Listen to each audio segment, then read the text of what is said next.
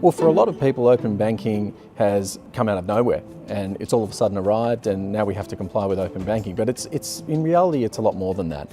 It has its origins that go as far back as the global financial crisis, where information potentially wasn't moving around a lot. There was a lot of stagnant information in existing large institutions, and that obviously wasn't very good for competition. So worldwide, regulators had to think about this and thought about how could we make some changes that would facilitate the flow of information, but in a way that the consumer has control. And that's really the centre of what open banking is all about. It's all about how consumers can now control the way that information moves.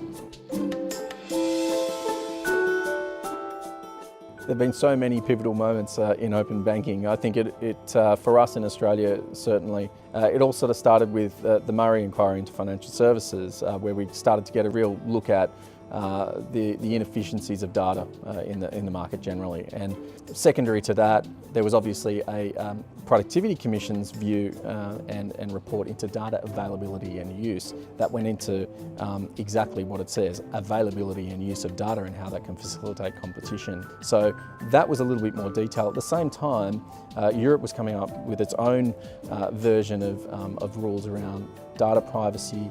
Had a bit of a payments focus, but that gave rise to UK's open banking. We've certainly had the benefit of seeing that roll out.